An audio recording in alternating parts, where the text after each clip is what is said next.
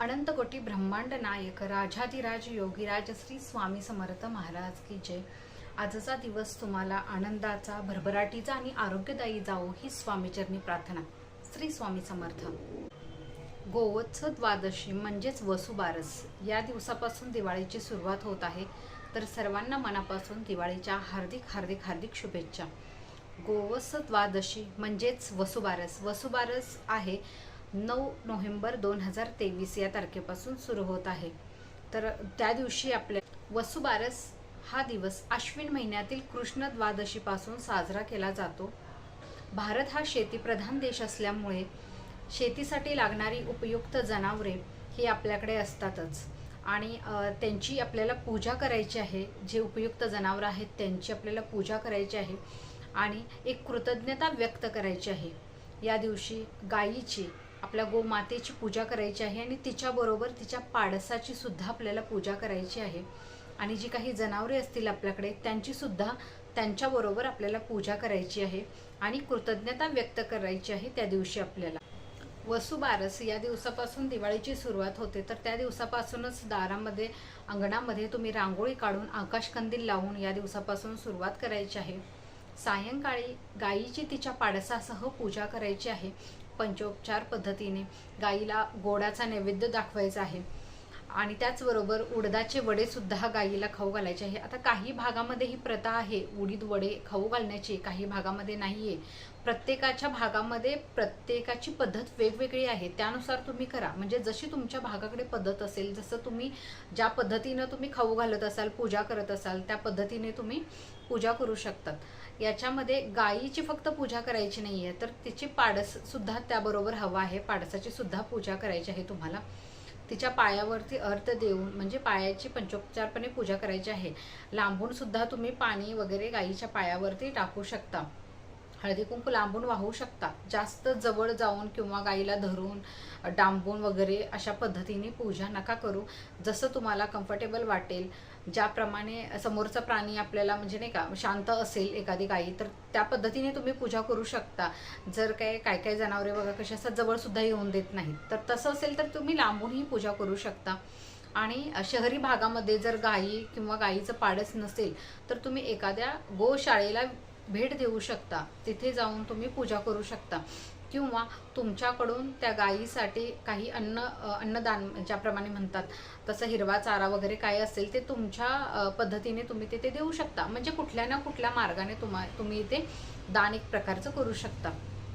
त्याचबरोबर बघा, या दिवशी सर्व महिला याचं पूजन वगैरे करतात आणि उपवास सुद्धा धरतात। आता प्रत्येक भागामध्ये उपवासाची पद्धत असेल तसं तुम्ही करा। काही ठिकाणी बघा, गवारीची भाजी आणि भाकरी खाऊन उपवास सोडला जातो संध्याकाळी। काही ठिकाणी पुरणपोळीचा नैवेद्य केला जातो। काही ठिकाणी बघा त्या दिवशी गहू आणि आपले मूग असतात, मूग आणि गहू हे खात नाहीत। तर अशा पद्धतीने हा उपवास पकडायचा असतो आणि संध्याकाळी तुम्ही गोडाचा नैवेद्य वगैरे गायीला पण घालू शकता आणि तुम्ही सुद्धा खाऊ शकता। जशी तुमच्याकडे पद्धत असेल त्याप्रमाणे, म्हणजे मी सांगते म्हणून असं नाहीये, जसं तुमच्या भागामध्ये असेल पद्धत त्या प्रकारे तुम्ही करू शकता। आता आमच्या भागाकडे पुरणपोळीचा नैवेद्य करतात, म्हणजे तुमची चपाती भाजी वगैरे काही असेल ते सुद्धा आमच्याकडे असतं। साधं जेवण असतं, त्या पद्धतीने ही पूजा केली जाते। तसं तुम्ही सुद्धा ही पूजा करू शकता।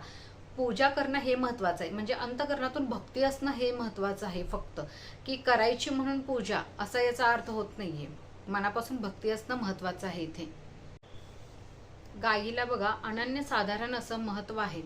ज्यांच्या घरी गायी पाळल्या जातात त्यांच्या घरी साक्षात लक्ष्मी तेथे वास करत असते, म्हणजे त्या गायीच्या रूपात लक्ष्मी वास करत असते। ज्या वेळेला समुद्र मंथन झालं त्याच्यामधून सुद्धा कामधेनू गायी ही सुद्धा त्याच्यामध्ये होती, समुद्र मंथन झालं त्यावेळेला।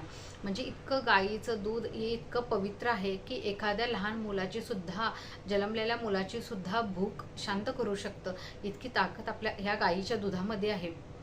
त्याचबरोबर गायीची यथासांग तुम्हाला पूजा करायची आहे आणि गोड पक्वानांचा नैवेद्य तुम्हाला गायीला दाखवायचा आहे। ज्या पद्धतीनं तुमच्या भागामध्ये जे बनत असेल, आता काही ठिकाणी बघा उडीद वडे बनवतात, काही ठिकाणी पुरणपोळ्याचा नैवेद्य असतो, काही ठिकाणी गवारीची भाजी भाकरी, अशा प्रकारे महिला दिवसभर उपवास करून उपवास सोडतात आणि गायीलाही तेच खाऊ घालतात। तर जसं तुमच्याकडे असेल तशा प्रकारे गोड पक्वानांचा नैवेद्य करून घाला. आपली भक्ती महत्त्वाची आहे, आपली प्रार्थना तिथेपर्यंत पोहोचणं हे महत्त्वाचं आहे. अशा पद्धतीने तुम्ही त्या दिवशी वसुबारसच्या दिवशी गायीची पंचोपचारपणे पूजा करा, पाडसासह पूजा करा. जर तुमच्याकडे गायी अथवा गायीचं पाडस नसेल तर अशा वेळेला बघा, मी आता सांगते तुम्हाला, शहरामध्ये बघा प्रत्येक ठिकाणी हे भेटणार नाहीये, तर तुम्ही गोशाळेला व्हिजिट करू शकता, तिथे पूजा करू शकता. तिथे काय असेल तुमच्याकडून अन्नदानाच्या स्वरूपात किंवा गायीचा चारा या स्वरूपात म्हणून तुम्ही काही थोडीफार देणगी सुद्धा देऊ शकतात, किंवा जाताना हिरवा चारा सुद्धा तुम्ही घेऊन जाऊ शकतात. अशा प्रकारे तुम्ही एक प्रकारची म्हणजे तिथे पूजा करू शकता. अशा पद्धतीने तुम्ही तुमच्या स्वरूपाने करा, तुम्हाला कशी करायची आहे तशी करा. आणि त्याचबरोबर बघा, आता गायीची पूजा ग्रामीण भागामध्ये तर प्रत्येकाच्या घरी गायी ही पाडसासहित मिळेलच, पण शहरी भागामध्ये जर तुम्हाला गायी नाही मिळाली आणि शक्य नाही झालं, तुमच्यापासून गोशाळा कुठेतरी लांब असेल, तर अशा वेळेला बघा घरी सुद्धा गायी आणि पाडसासह मूर्ती असेल. कुणाच्या घरी पितळेची असेल, कुणाच्या घरी तांब्याची मूर्ती असेल, किंवा कुणाच्या घरी मातीची असेल, चिनी मातीची असेल, अशा प्रकारची मूर्ती असेल तर या मूर्तीची तुम्ही पूजा करू शकता त्या दिवशी पंचोपचार पद्धतीने तुमच्या घरी. पूजा अगदी सोपी आहे, पण तुमच्या मनातला भाव आणि ती जी प्रार्थना आहे ती पोचणं हे फार महत्त्वाचं आहे. पूजेसाठी जास्त साहित्य सामग्री काही सुद्धा लागत नाही. आपल्या मनात फक्त भक्तिभाव हवाय पूजा करताना.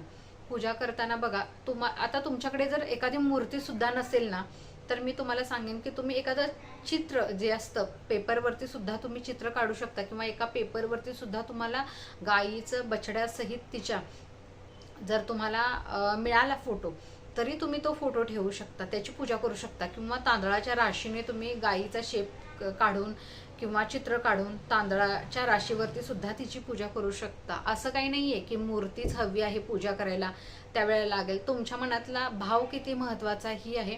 आता बघा, माझ्याकडे ह्या पद्धतीची अशी मूर्ती आहे बघा, हे अशा पद्धतीची ही मूर्ती आहे माझ्याकडे. अशा पद्धतीची सुद्धा मूर्ती चालेल, म्हणजे तुमच्याकडे ज्या पद्धतीची मूर्ती असेल असं आहे. मूर्ती नसेल तर तुम्ही चित्र सुद्धा काढू शकता, किंवा तांदळाच्या राशीवरती सुद्धा तिची पूजा करू शकता.